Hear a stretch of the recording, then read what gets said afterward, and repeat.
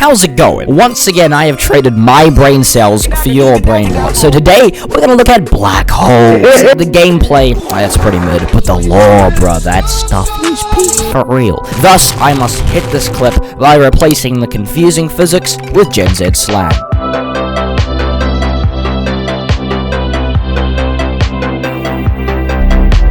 It's a hole, and it's black. Great, but where does it come from, cuh? Let's say you want to get rid of Skibidi Toilet once and for all by throwing it into space. The only problem is that it'll come straight back down. Womp womp. Why? Because the dead meme won't be going fast enough to escape the Earth's pull. But if you shoot it at the right speed, it will. This speed is the escape velocity.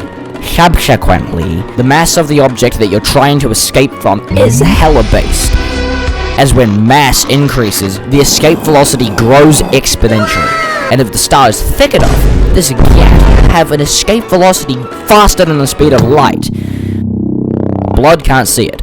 Thus, it is a dark star, the certified OG gamertag of black holes before some nerd called John Wheeler came around and coined the term black hole. Okay, so to get one of these chunguses, we need enough mass in a small enough area so that light is drawn into it. One way this can happen is when a star doesn't have enough fuel to power its nuclear fusion.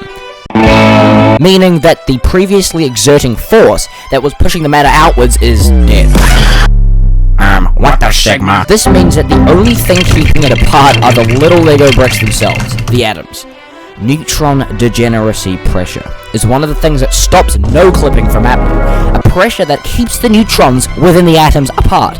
But as the mass of the star is localized in a smaller area, the pressure builds. That's the last rubber band I have.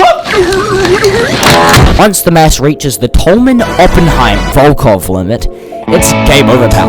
Nah, I win. And the whole thing collapses down to a single point. This single point is known as a singularity.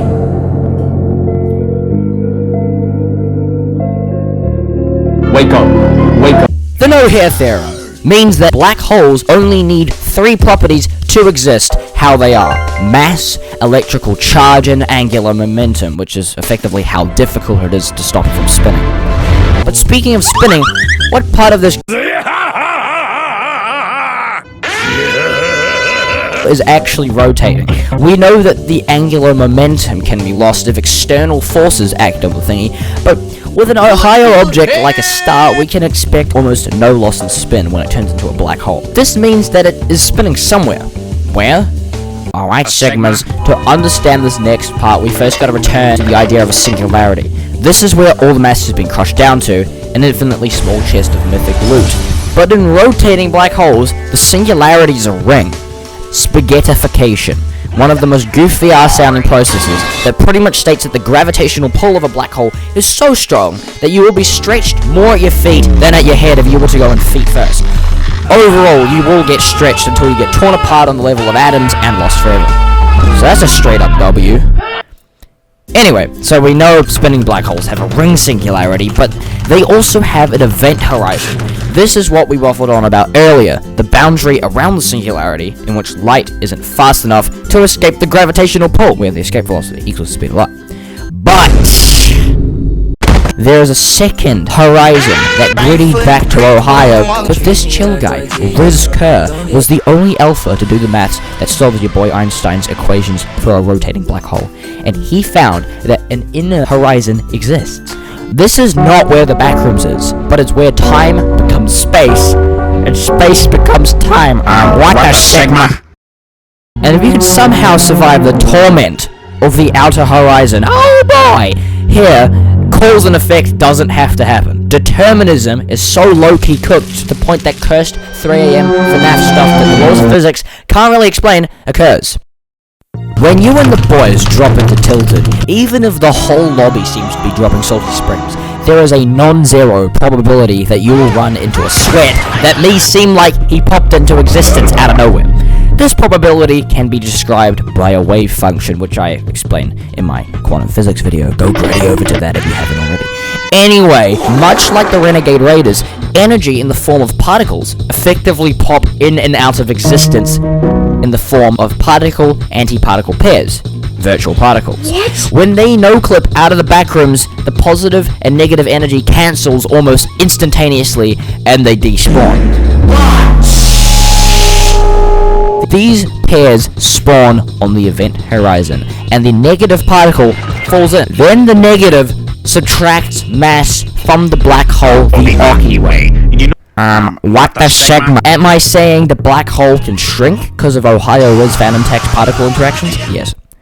The positive particle radiates away from the black hole, and this is what the GOAT, Stephen Hawking, theorized in ye olden times, 1974. Hawking radiation. So this means that black holes are pretty lit.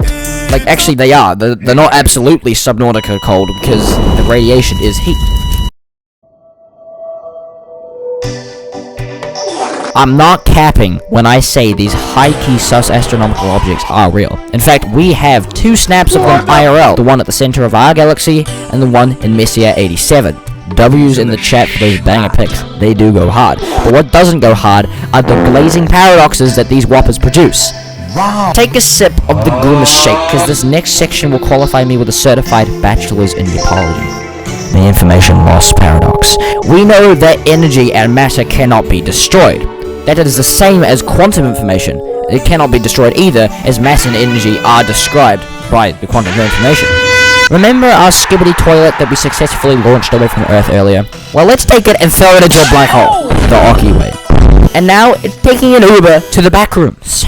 The dead meme is described by quantum information. This brain rot cannot be lost indefinitely, even if it falls past the event horizon. Unfortunately, the laws of physics aren't broken yet. Ninja can still get his low taper fade, and Kaisenad is still...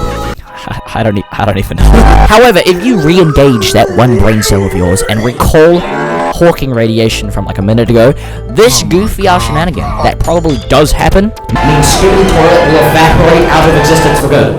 But it actually makes no sense. Because as I described earlier, the radiation is just the virtual particles that appear and disappear at the horizon. The same particles found everywhere in the universe. It seems as if the Hawking radiation has no link to the objects that have fallen into the black hole. What am I waffling on about? Things fall in and are now stuck inside. The black hole slowly evaporates, but at no point is the information stored in the black hole being released. The black hole is just gradually getting deleted, along with everything that ever existed inside of it.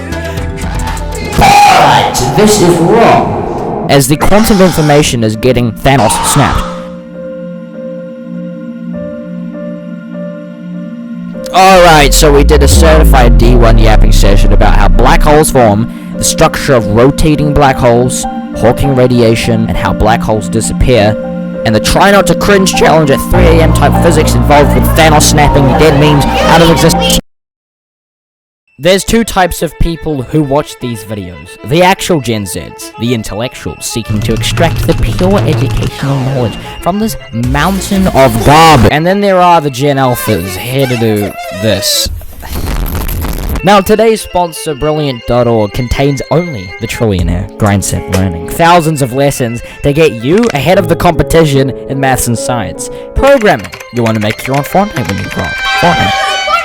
Bam, any level of expertise, thinking in code, creative coding, programming with Python. Let me tell you a little secret there, Batman and Gotham City. No, I actually use Brilliant. I've been a premium member for 2 years. The platform's effective approach helped me go from the first principles of algebra to the calculus I explained to y'all in the first video. So if you and the boys wanted to know more about black holes without references to Ohio, phantom tax, and a man's head in a toilet, you've come to the right place. Scientific thinking, it's a great course. I have done 18 out of the 21 lessons, and the key scientific principles, special relativity. By the end, you'll literally be him. Brilliant is 6 times more beneficial than watching lecture videos, and 100 times more than watching that of my own. I'm not glazing right now, because before you use Brilliant, you may be one to call cap on everything you see, because you simply haven't built up the critical thinking skills on problems that Brilliant.org provides. If you haven't noticed, I'm in the Einsteinian league, so if you want to have a showdown with me, pal, you're gonna need to get that daily streak to at least 35 days. Just 10 minutes a day on Brilliant is 10 minutes you weren't doom scrolling. So use my link in the description, brilliant.org/findy, to get a full 30 days free and 20% off your annual premium subscription. See you guys in the next video.